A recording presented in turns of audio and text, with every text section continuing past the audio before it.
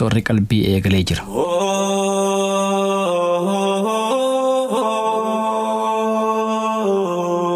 Kun raadiyoo Nuural Hudaati. Raadiyoon Nuural Hudaa sagalee uummata bal'aati. Nuural Hudaan soora qalbii musliimaati. Nuural Hudaa.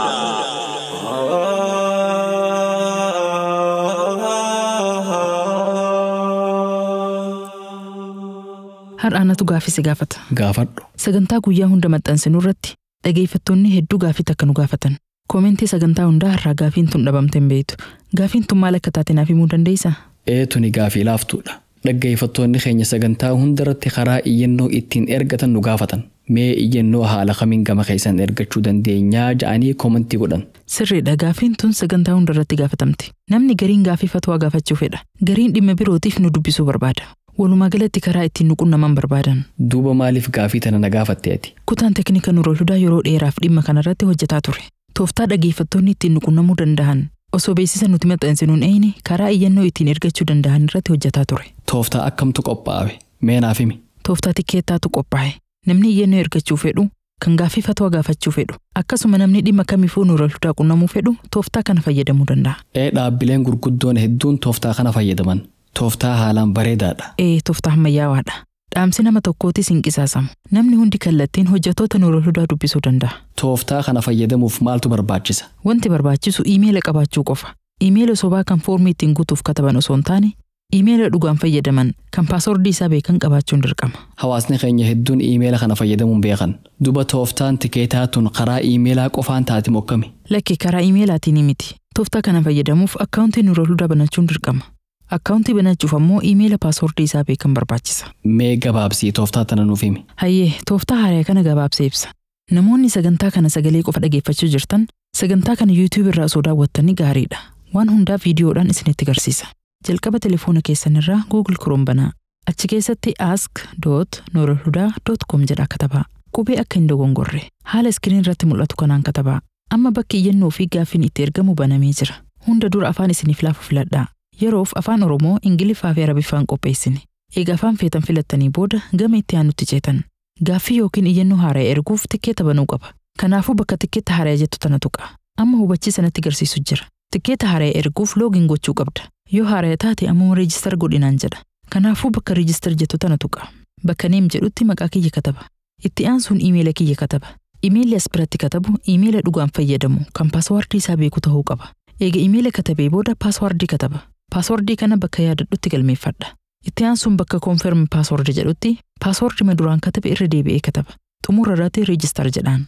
Eega reejistar godhee booda iimeelli haarofni Nuural Hudaa irraa naa ergama. Iimeelli naaf ergame kana fakkaata. Iimeela kiyya confirm gochuuf liinkii dheeraa kana tuqa. Amma iimeelli kiyya confirm ta'eera. Amma booda irra deebi'ee waan kana nan gaafatu. Osoo loogiin hin jedhin dura filannoowwan asii gad jiran keessaa tokko filachuu qaba. Gabaabinaan kan jalqabaa kana filadha. Yeroo hunda loogiin naaf godhiisa jedhu kana. Yoo kana filattan yeroo hunda irra deebitanii loogiin gochuun isin hin barbaachisu. Kana booda loogiin jettaniin. Amma akkaawuntii kiyyaan loogiin godhee jira. Kunoo maqaan kiyya gubbaa irratti barreeffamee jira. Tikeeta haaraa banuuf bakka tikeeta haaraa jedhu kana tuqa. Qooda filadhu naan jedha. Ammaaf gaaffii fatwaa filadha. Gubbaa irratti mata duree kataba. Jala irratti ammoo gaaffii kiyya bal'isee kataba. Dhuma irratti tikeeta galmeessi jedhaan. Achi booda iimeela haaraatu naaf ergama. Fedhu iimeela san banee ilaala. Yookiin ammoo gubbaa irraa bakka ask Nuural Hudaa jedhu kana tuqee bakka tikeeta amma duraa jedhu kanaan seena. Kunoo tikeenni amma bane as bira naaf jira. Bakki murteessituun bakka istaatas jettu tana. Yoo jijjiiramni haarofni jiraate bakka tanatu jijjiirama. Hanga ammaatti hojjettoonni Nuural Hudaa tikeeta kiyya laalle jechuu. Daqiiqaa muraasa yookiin sa'a muraasa booda irra deebi'ee yoo laalu istaatasiin jijjiiramee jira. Replayed jedha. Dhaamsa guutuu laaluuf tracking ID kana yoo tuqu tikeeta guutuu naaf bana. Kunoo dhaamsi naaf katabame as jala jira. Anis dhaamsa dabalataa yoo qabaadhe as jalatti kataba. Gaaffii hojjettoonni Nuural Hudaa na gaafatan hunda hordofee deebisuu qaba. Dhuma irratti bakka ask Nuural Hudaa jettu tana tuqee jalarraa mallattoo share jettu tana tuqa. Gama jalaa gabbu'ee add to home screen jedhaan. Foormiin kun akka appilikeeshina tokkootti home screen gubbatti ol naaf baha.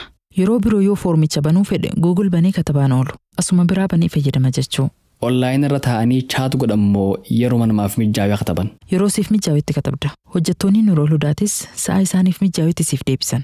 Namni tikeeta ergatu waan heddummaachuu danda'uuf tarii deebisaa siif kennuuf xiqqoo sirraa turuu danda'an. Garuu shakkii malee waan gaafatteef deebii isaanii argatta. Kanaafuu amma booda iyyannoo ergachuuf yookiin gaafii fatwaa gaafachuuf beeksisa nuti maxxansinu eeguun hafe jechuudha. Amma booda beeksisa eeguun hin jiru. Namuu sa'aa fedhetti iyyannoo isaa ergachuu mirga qaba.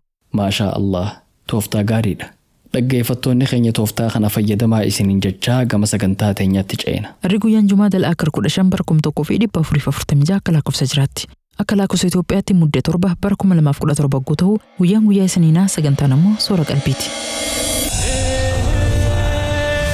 Qaama dadhabe boqochiisuuf, qalbii yaadaan cinqamte abdachiisuuf, dararama nama hubu salphisuuf, onnee laaftee kakaasuuf, sammuu mirqaansitee isin bohaarsuuf sagantaan soora qalbii kunoo dhiyaattee jirti. Hoggumallee huu torbaanitti al takkatan isiniif dhihaattu sagantaan soora qalbii amma jalqabdi. Sagantaa sana keessatti yaadota hubannoo cimsan jechoota mimmi'aawoon gurra isin buufna. Dhaamsa qabnuus keessa dabarfachaa isin gammachiisaa yaana. Soora qalbii. Soora qalbii. نور الهدى نور الهدى نور الهدى نور الهدى نور الهدى سورة قلبي مسلمة. السلام عليكم ورحمة الله وبركاته. كبجمتوتا أردفتوتا راديو نور الهدى. Qophiilee torban irraa isiniif dhiyeessinu fooyyeessuuf qulqullina sagalee daran ammayyeessuuf qabiyyee sagantaa guddisuu fi miidiyaa kana yeroo dheeraaf itti fufsiisuuf humna diinagdee tasgabbaa'aa ta'e nu barbaachisa. Kanaaf ammoo tumsi dhaggeeffattootaa akkaan murteessaadha. Namoonni Ameerikaa fi Kaanaadaa, Awurooppaa fi Awustiraaliyaa jirtan akkasuma kanneen biyyoota biroo irraa ATM kaardii fayyadamtan tumsa miidiyaa kanarratti akka nuuf hirmaattan kabajaan isin gaafanna. Kafaltii haalaan sakkiur ta'e kan icciitiin isaa eeggame fayyadamne. Baay'imii Ekoofii irratti miseensa nuuf ta'a. Miseensummaan irra xiqqaan $5 irraa eegala. Maallaqa buna tokkootiin miidiyaa kanatti fufsiisa. Linkiin irratti nu gargaartan bakka hunda isiniif jira. Websaayitii Nura Hudaa keessaan meenuu yoo tuqxan peejii sappoort jedhu argattan. Feesbuukii Nura Hudaa keessaan ammoo bakka geet etikkeetti jedhu tuqxan. Sagantaa Nura Hudaa irratti maxxanfamu hunda jalattis linkiin tumsaa kun ni maxxanfama. Yoo barbaaddan QR koodii kana iskan godhaa. Waan dalagaa keerii irratti nu gargaartaniif galatoomaa. نور الهدى صورة قلبي مسلمة. نور الهدى نور الهدى نور الهدى نور الهدى نور الهدى صورة قلبي مسلمة. نور الهدى نور الهدى نور الهدى نور الهدى. Sagantaa soora qalbii tan isin bohaarsaa barumsa isiniif dabarsitu qabannee dhufnee jirra. Akkuma aadeeffanne sagantaa teenya qophii dhaddacha jaalalaatiin eegalla. Dhaddacha jaalalaa, dhaddacha jaalalaa, dhaddacha jaalalaa, Dhaddacha jaalalaa, dhaddacha jaalalaa, dhaddacha jaalalaa. warra dhugaan wal jaalatu, Warra karaa halaalaatiin walitti hidhamee bultii jaarrate.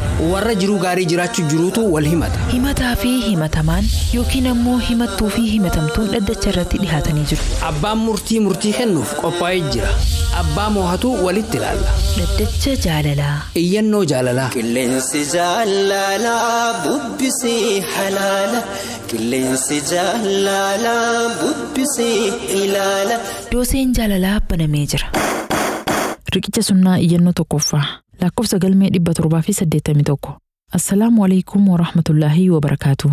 Ani waggaa 2 dura nikaha godhe. Gaafa nikaha godhu haadhaa fi abbaan kiyya lubbuun hin jiran. Maatii biroo biratti guddadhe. Gaafa nikaha naaf godhan an biyya Arabaa jira. Maatiin na guddise abbeerota tiyya wajjin ta'anii sagantaa guddaa qopheessanii keessumaa makiina 2 guutuu yaamanii haala oowwaan nikaha naaf godhan. Guyyaa san gammachuu fi gaddi walitti na harkaa makamee mana Arabaa taa'ee booyaa ture. Sagantaa nikaha kana nuuf qopheessuuf warri na guddisee fi abbeeronni tiyya mallaqa guddaa nu gaafatan. Jaarsa kiyya qofa osoo hin taane anas mallaqa guddaa narraa fuudhan. Haala kanaan nikaha godhannee kunoo amata 2 goonne. Jaarsi kiyya biyya jira. Haalaan nama gaariidha. Waan dalagadhu isumatti ergee mana naaf ijaaree jira. Yoo hayyama Rabbii guddaa taate Ramadaana dura biyyatti galuu yaada qaba. Garuu jaarsa kiyya wajjin waan tokko irratti wal dhabne. Ani cidha godhannee ummata beeksifannee kabajaan mana maatii kiyyaati akka na fudhatu barbaada. Inni ammoo dubbii tanan harkatti dide. Nikaha taatu godhannee jirra. Maatii kee haala gaariin beeyta. Gaafa duraa sababaa nikahaatiin mallaqa guddaa nurraa fuudhan. Amma aruuza guna yoo jenne mallaqni nu gaafachuuf deeman waan gaafa duraa sanii oli. Ummata beeksifachuu yoo taate gaafa duraatu beeksifanneerra. Akka jaarsaaf jaartii taane namni hunduu ni beeka. Kanaafuu gaafa galtu qajeela na biratti galuu qabda. Ati jaartii tiyya naan jedha. Anammoo maatii kiyya biratti galee akka inni kabajaan achi na fudhatu fedha. Dhugaadha maatiin kiyya mallaqa guddaa akka nurraa barbaadan nin beeka. Ta'us garuu qalbiin tiyya cidha feeti. Ani cidha godhachuu fedha jedhee dubbiitti jajjabeessinaan Hayyee yoo akkas taate mana maatii keetii osoo hin taane hoteelatti cidha siif qopheessa. Yookiin ammoo guyyaa maatii galtu sagantaa wayii qopheessee manatti si galfadha naan jedhe. Wanti kun naaf liqimfamuu dide. Mee maal na gorsitan obsaan isin eeggadha. Galatoomaa.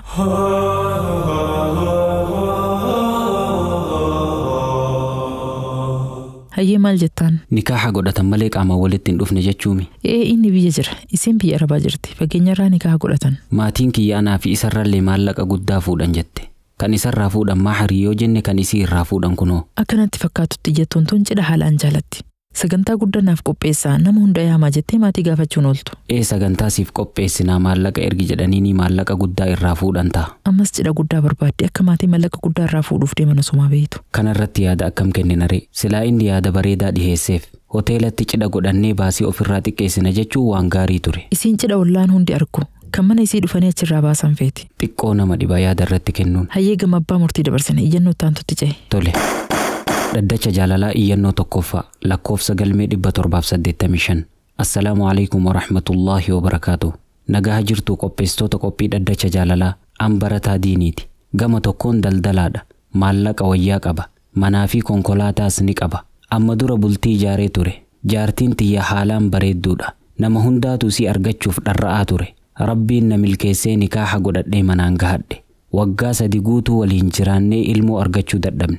Isii yeroo hedduu haakima dhaynee haalaan lamnu jettee na kadhataa turte. Lakki ilmoo rabbiitu namaaf kennaa jedhee jalaa dide. Andinnaan kophaa isii doktora bira dhayxee laallamte.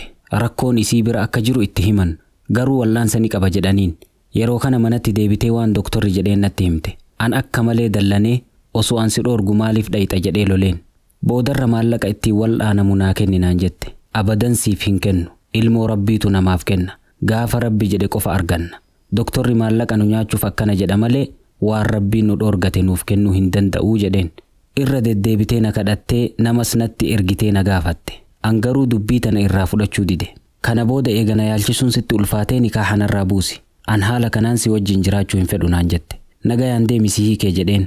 Gaafa nikaaha hidhadhu birrii 50,000 waadaa seeneef. Maharii isii lakkaahee kenneefi ofirraa geggeesse. Achirraa amata 2 guutuuf ija siin argine.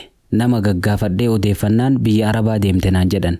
Dhihoo tana osoo haajaa takkaaf deemuu isii mucaa xiqqaa tokko harkatti qabattee deemtu arge. Konkolaataa keessaa bu'ee fiigee itti dhaqe. Itti maramee nagaya gaafachuuf yoo itti utaalu na jalaa utaaltee narraa gori naan jette. Maal eessatti badde jedhee waa hedduu gaafannaan dhugaa jirtu hunda naaf himte. Rabbii dhukkuba uumetu dawaas uume. Kunoo fayyi alhamdulillah. Daa'imni bareedaan kun ilma kiyya. Jaarsi kiyyas torbee dhufu keessa gala naan jette. Akkuma isiin jette jaarsi isiitis galee jira. Manas bitatanii jiruu gaarii jiraachuutti jiran. Adada jara lamaa wal biratti arguun garaatu na gubata. Maal qaba osoo gaafa duraa waan isiin naan jettu godheefi jedhee gaabbiin quba of nyaadha. Inumaa yeroo garii osoo namtichi kun du'ee jedhee hawwa. Akka inni irraa dhabama ta'ee isiin natti deebitu fedha. Haala kana keessa jira. Mee maal naan jettan? An isii malee intalti biroo natti mul'achuu didde. Isiin ammoo ta nama biroo taatee jirti. Akkam godhuu qabame obsaan isin eeggadha. Galatooma.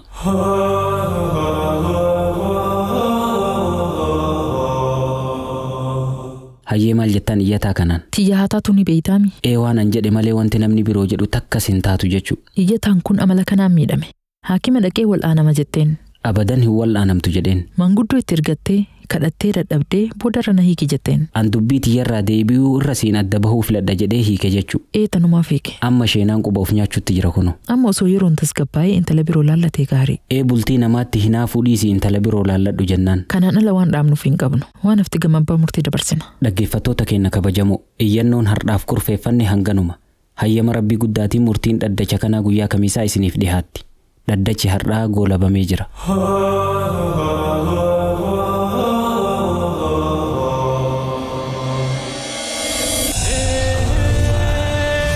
Qaama dadhabe boqochiisuuf, qalbii yaadaan cinqamtee abdachiisuuf, dararama nama hubu salphisuuf, onnee laaftee kakaasuuf, sammuu mirqaansitee isin bohaarsuuf sagantaan soora qalbii kunoo dhiyaattee jirti. Soora qalbii. Soora qalbii. Ilmi namaa hundi dogongoraadha. Badiin irraa ni argamti. Kan rabbi laaffiseef dilii isaarraa dafee tawbatee gama rabbii isaa deebi'a. Gariin ammoo qixaaxa boru rabbi biraa isa eeggatu irraanfatee badii isaatti fufa. Namni dilii dalagu yeroo muraasaaf nama jalaa dhokatee turuu danda'a. Gaafa rabbiin isa saaxile ammoo namni tokkolleen isa dho'isuu hin danda'u. Badii fi dho'isuuf gaara gubbaas ba'u, hallayyaa keessaas bu'u numa saaxilama. qabaan rabbii gaafa dhufte namni hammeenyi dalagu hundinuma saaxilama. Waggaa 27 dura Ameerikaa kutaa Noord Kaaroolayinaa keessatti yakkisuu kan isaan tokko dalagamee ture. Dubartii yakka kana dalayde amata 27 guutuuf eega dhokatteen booda bara kana saaxilamte. Quba qabduu teenya irraatiin dhimma kanarraa haaso'ina. Tana quba qabdu. Biyyoota faranjii keessatti ji'a kana keessa yeroo hedduu ayyaanni Kirismaas jedhamu wal qabatee sochii hedduutu jira. Ayyaanni Kirismaas ayyaanota biyyoota lixaa keessatti ayyaaneffataman keessaa xiyyeeffannaa guddaa kan qabudha. Jala bultii ayyaana kanaa irratti kennaa adda addaa waliif kennuun aadaa yeroo dheeraaf ture. Guddina teekinooloojii wajjin wal qabatee kennaa waliif kennan jijjiiramaa dhufee jira. Kennaawwan zamana kana namni waliif kennu keessaa inni ijoon meeshaa DNA ittiin qoratanidha. Dhihoo tana dubartiin Jeenaa Garwataawuskii jedhamtu takka meeshaa DNA ittiin qoratan kannaadhaan namarraa argatte. Maashina kanaan DNA fi eega qoratteen booda bu'aa qorannoo sii daataabeez onlaayinii irra jiru irratti upload goote. Namoonni hedduu waan kana taphaaf godhan. Tarii yoo tasa DNA'n kiyyaa kan nama birootiin wal fakkaatee laala ja'anii waan kana yaalan. Jeenaanis waan kana taphumaaf goote. Eega DNA fi upload goote booda tarii namni tokko naaf bilbiluu mala jettee abdiidhaan eegutti seente. Turtii muraasa booda telefoonni isiin hin beekne tokko itti bilbilame. Yeroo kaastee dubbistu namni itti bilbile poolisiidha. Poolisichi itti bilbile kallattii man gaafate akka gaafate.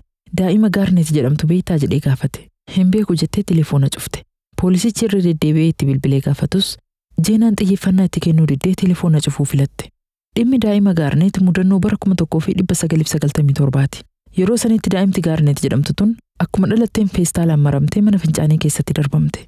Yeroo sanitti poolisiin nama reefka daa'ima tanaa gatee barbaadee argachuu dadhabe. DNA daa'imattiitis qoratee nama isii wal fakkaatu dhabe. Kana booda waan dhimma kanarratti ragaa ta'u tokkos waan dhabeef keezii isii cufee itti dhiise. Waggaa 27 booda intalti Jeenaa jedhamtu tun DNA sii daataabeez irratti upload goonaan DNA sii kan daa'ima reefka Gaarnet irraa fuudhame kanaan walitti gale. Yeroo tana poolisiin keezii waggaa 27 dura cufame deebiftee bantee qorannoo jalqabde. Wanni Jeenaan taphaaf goote poolisa biratti xiyyeeffannaa guddaa arkatee qorannoo yakkaate. Torbaan tokko booda Jeenaan osoo dalagaa irra jirtu haati itti bilbiltee ammuma waan harkaa qabdu lafa kaa'ee daddafii kottu jetteen. Jeenaanis bakka hojii ta'e eeyyama fudhattee gara mana haadha isii deemte. Yeroo achi geessu poolisoonni makiinaa hulaa haadha dura dhaabanii achi jiran. Hayyama qorannoof isaan barbaachisu hunda mana murtii irraa fudhatanii Jeenaa eeguutti jiran. Yeroo Jeenaan dhuftu waan hundaa ifa godhanii itti himan. DNA'n keetii fi kan daa'ima waggaa 27 dura ajjeefamtee gatamte wal fakkaataadha. Isiin firatee ta'uu mirkaneeffannee jirra. Waan kanarratti maatiin kee hundi shakkamee jira jedhaniin. Jeenaan hedduu rifatte. Dubbiin jajjabduu ta'uu hubannaan waan isirraa eeggamu hunda godhuudhaaf qophii ta'uu poolisatti himte. Turtii muraasa booda poolisoonni nama yakka kana raawwate irra gahan. Yeroo tana akkoon Jeenaa yakka kana raawwachuu si amante. Yeroo sanitti an kophaatiyyaan jiraadha. Nama na gargaaruun qabu. Waanin daa'ima ittiin guddisuus hin qabu. Daa'ima ani hin ajjeefne. Hoggumaan dhaluuhuu daa'ima lubbuun hin jirreen dhale. Kanaafin feestaalaan maree darbee jette. Poolisii ragaa barbaachisu hunda walitti qabatee akkoo Jeenaa irratti himannaa bane. Dubbiin isiin dubbattu waan nama amansiisu miti. Akka isiin jettu kana daa'imti yeroo dhalattu duute jechuun waan nama amansiisu miti. Waan fedhees yoo ta'e haati maaliif daa'ima ofii mana fincaaniitti gatti gaafiin jedhu gaaffii deebisaa guddoo barbaadduudha. Kanarratti hundaa'uun poolisiin himannaa 3 akkoo Jeenaa Tannaansii jedhamtu irratti bane. Inni duraa Open Murder jedhama. Himannaan akkanaa kun himannaa poolisiin abbaa yakka raawwate ifatti ibsu yeroo dadhabutti kan banamudha. Daa'imti sun osoo hin dhalatin duute moo eega dhalattee booda duute kan jedhu ragaa qubsaa dhiheeffachuu hin dandeenye. Kanaafuu abbaa murtee yookiin dubbii afaan isiirraa bahuutu dhimma kana murteessa. Himannaa kana yoo badiin itti murame hidhaa umurii guutuutti isii eeggata. Himannaan lammeessoo ammoo tasa nama ajjeesuudha. Osoo itti yaadin sababa if eeggannoo godhuu dhabuutiin yakka raawwatame. Himata kanaanis baroonni hedduun irratti murtaa'uu danda'an. Akkasuma ajjeechaa raawwatame san poolisa beeksisuu dhabuudhaanis himatamtee jirti. Daa'imni sun eega duute waggaa 27 caalte. Hanga ammaatti eenyuun akka ajjeefamtee fi fira eenyu akka taate wanni beekamuun turre. Garuu qorannoo DNA taphaaf jecha akka tasaa godhamteen eenyummaan daa'ima sanii beekamee jira. Tana quba qabdu.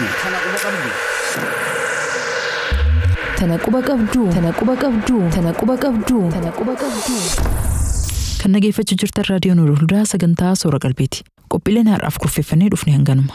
waan hanga xumuraa obsaan hordoftaniif galatooma isiniin jenna. Inshaallah torbaan qophii birootiin walitti dachaana. Hanga sagantaa birootiin walitti deebinutti nagaya rabbii keessa nuuf jiraadhaa, jiruu qananii keessa qubadhaa, milkii duniyaa fi aakhira harkadhaa. Wassalaamu alaykum wa rahmatullaahi wa barakaatuh.